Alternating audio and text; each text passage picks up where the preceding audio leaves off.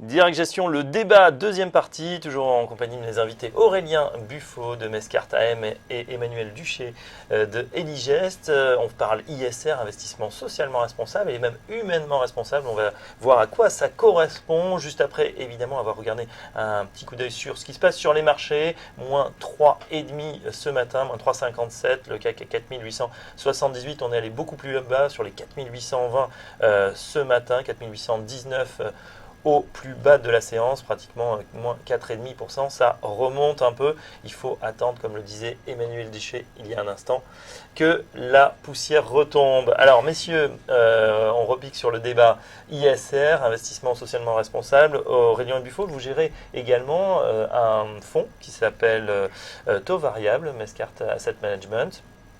Expliquez-nous les caractéristiques de ce fonds. Les taux, on va beaucoup en parler en ce moment parce qu'évidemment, ça risque de secouer un petit peu sur le marché obligataire.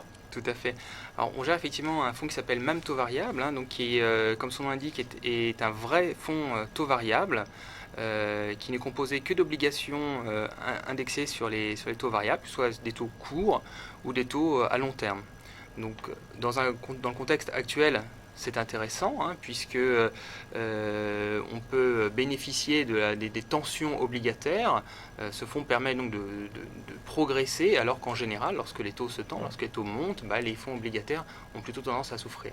Alors comment on explique, à quel moment vous intervenez, comment vous rentrez, quel est le type de sélection que vous faites? Alors on va justement au fil de l'eau, on va investir et choisir sur le type d'obligation que l'on souhaite privilégier, soit des taux court terme, comme on indique, lorsque effectivement peut-être lorsque les taux directeurs sont assez élevés, peut-être qu'il est intéressant d'être investi sur des taux à court terme.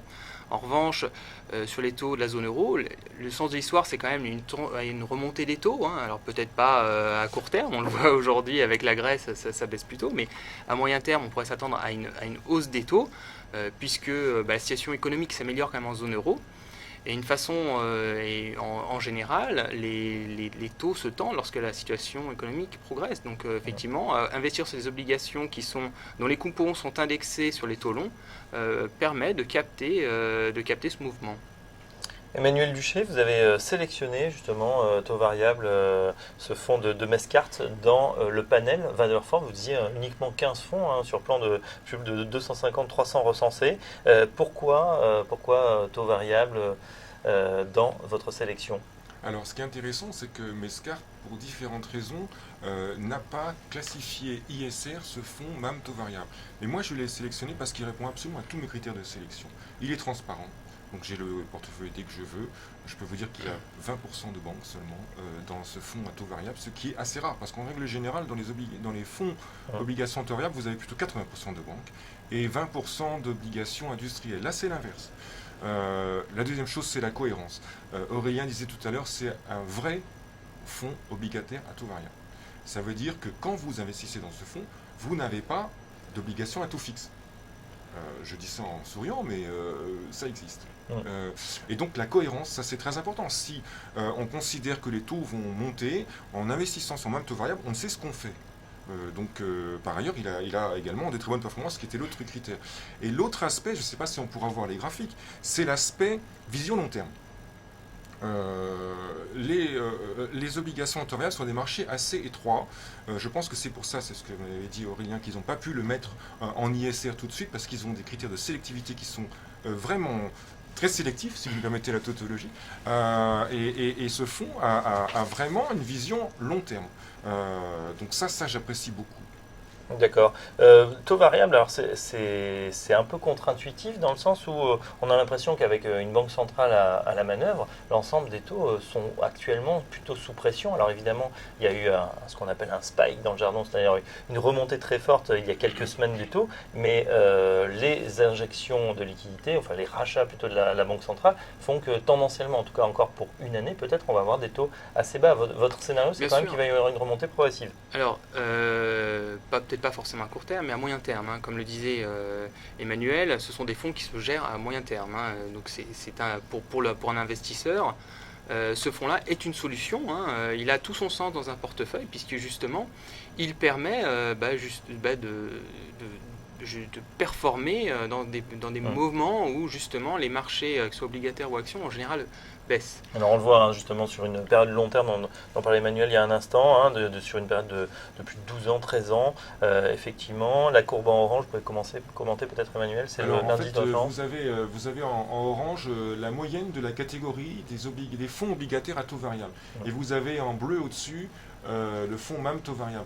Et donc une des premières choses qui m'a frappé pendant le crack de 2008, c'est que effectivement c'est assez logique que les fonds obligations à taux variable baissent dans ce genre de situation. On ne peut pas énormément, il ne faut pas non plus, c'est pas des actions, parce que effectivement il y a un repli sur les obligations à taux fixe et de ce fait les taux baissent. Donc c'est pas très très bon pour un fonds obligataire à taux variable.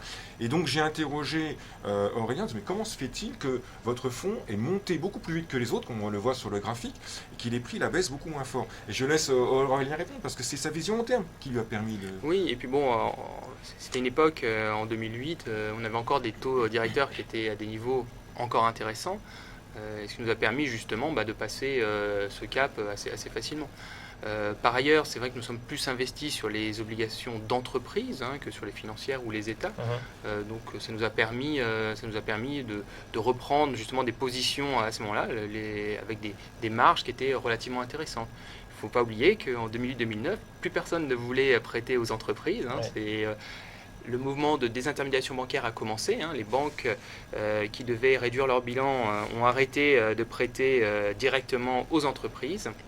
Les entreprises se sont tournées vers les marchés obligataires et ça a créé des opportunités et certaines lignes sont toujours en portefeuille. Et vous en avez profité effectivement parce que à ce moment-là... les marges étaient intéressantes à cette période-là. Et puis aussi une certaine, s'affranchir du court-termisme, comme disait Emmanuel Duché. C'est vrai que souvent en bourse, on évolue jour par jour, semaine après semaine, mais rarement au-delà de quelques années. C'est le temps aussi nécessaire des fois pour effectivement avoir des rentabilités plus intéressantes. Sur les placements obligataires, il ne faut pas avoir justement ce raisonnement court-termiste. C'est des placements de moyen terme.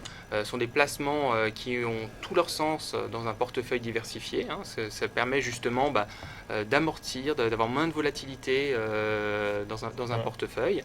Et ça, c'est très intéressant au lieu d'avoir justement que des fonds qui vont déjà dans la même direction, en tout cas qui risquent de suivre le même mouvement, comme on l'a vu là avec la hausse des taux récente, ou que vous soyez investi sur des produits obligataires classiques ou des produits actions, vous souffriez sur les deux parties. Justement, alors sur les actions, puisque les téléspectateurs, c'est difficile d'investir sur les taux, sauf à travers des fonds évidemment, il faut quelques dizaines de millions, voire centaines de millions pour investir sur les taux d'entreprise ou obligataires, enfin c'est compliqué. En tout cas sur les actions, beaucoup de gens vont se poser la question, puisqu'on va avoir une semaine très volatile, cette volatilité est retrouvée.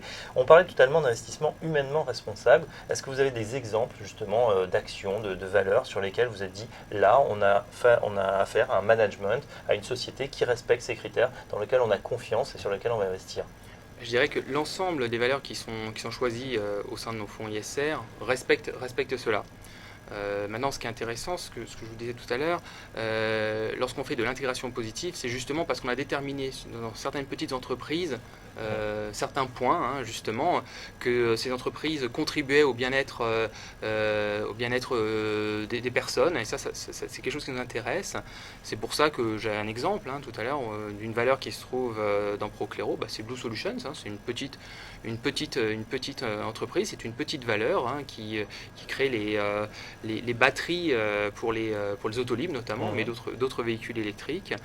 Et ce qui nous intéresse dans cette entreprise, c'est aussi la façon dont sont traités les salariés, qui sont des techniciens, qui sont des ingénieurs, toutes les règles de sécurité et toutes les formations de sécurité qui leur sont offertes, qui vont au-delà des standards légaux. Donc ça, ce sont des choses qui nous intéressent, mais également la façon dont sont fabriqués ces produits, où il y a là aussi une vision long terme en termes de recyclage, que ce soit les matériaux dangereux ou les autres matériaux. Il y a une vision long terme, et ça, c'est quelque chose qui nous intéresse.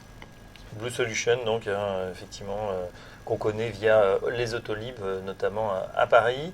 Des critères, justement, c'est vrai que dans l'ISR, c'est un peu la difficulté, et peut-être le fait que la mayonnaise ne prenne pas encore auprès des particuliers, on a l'impression que chaque maison de gestion finalement a ses propres critères, qu'on fait un peu ce qu'on veut de fameux ESG, les critères environnementaux, sociaux, de gouvernance. Est-ce que selon vous, Emmanuel Duché, ça devrait être unifié, on devrait avoir une charte ou un label comme on parle depuis quelques années? Moi, je suis un peu dubitatif par rapport au label parce que je crains que ça ne soit le plus petit dénominateur commun et que du coup, il ne soit pas assez exigeant. Je pense que la clé pour l'investissement socialement responsable et même aussi pour les fonds environnementaux, c'est la transparence. Je veux dire que à chacun après de faire son travail. Bon, moi, je le fais d'une manière approfondie. Bon, il y a plein d'autres exemples. Hein. J'ai le portefeuille ici, bon, de la transparence de Procléro sous les yeux. Il y a des sociétés comme Naturex qui font des extraits végétaux naturels. Bon, il y a plein d'exemples. Donnez-nous quelques exemples justement qu'on est peut-être certains font de l'ISR sans le savoir, c'est-à-dire qu'ils ont ces valeurs dans leur portefeuille. Pourquoi c'est intéressant? Est-ce qu'on peut citer quelques noms qu'on a justement Si dans Aurélien m'autorise. Oui, allez-y. Bon, dans l'éducation, on a Pearson qui est déjà une plus grande valeur. Pearson, oui. Donc, Pearson Group. Exactement. On a d'autres valeurs. On a typiquement Serge Ferrari. Alors Serge Ferrari, c'est une petite valeur là encore, qui fait des toiles pour les stades notamment. Ça n'a rien à voir avec les voitures. Rien à voir du tout avec les voitures. C'est vraiment une petite entreprise française. Et ce qui m'intéresse dans cette valeur-là, c'est la façon dont elle travaille avec ses clients. C'est une vision long terme. Vous ne faites pas ces toiles tendues, vous ne les changez pas dans les stades tous les jours. Donc c'est une vision long terme qui permet justement d'avoir la fabrication qui est revenue en France, parce que justement il y a une relation qui est très saine avec ses clients. On ne fait pas un coup, mais on a une relation suivie, exactement. Et ça, c'est quelque chose qui nous intéresse. Non, je voulais juste, effectivement, là on parle un petit peu des actions, alors c'est effectivement, mais n'oubliez pas que ça correspond que 20% des valeurs. Un mot sur les obligations dans MAM taux variable, c'est que j'aime bien quand l'éthique rejoint la performance ou la sécurité. Aujourd'hui, c'est pas un fait du hasard, vous nous recevez le jour où il y a le psychodrame sur la Grèce. Bon. Quelles sont les principales actions ou obligations qui peuvent être touchées par ça? Les banques. Bon. Et vous avez là un fonds comme MAM taux variable qui a inversé le ratio traditionnel puisqu'il n'a que 20% de banques au lieu de 80%, voire parfois 90%, parce qu'il a une vision long terme. Eh bien, non seulement MAM taux variable, mais et Procléro et un certain nombre de fonds ISR vont montrer leur capacité de résistance. Parce que finalement, depuis 7-8 ans, enfin depuis le dernier crack, à part 2011, on n'a pas vraiment eu de gros coups de grisou sur les marchés. Là, on commence à en avoir un. En tout cas, on baissait de 4,5 à 5% sur le début de séance. Ça commence à être une baisse. Exactement. Mais vous le dites, effectivement, ces fonds ISR sont armés pour mieux résister, justement, parce qu'ils ont une vision long terme et on s'éloigne du court-termisme qui, c'est vrai, prédomine souvent sur les marchés.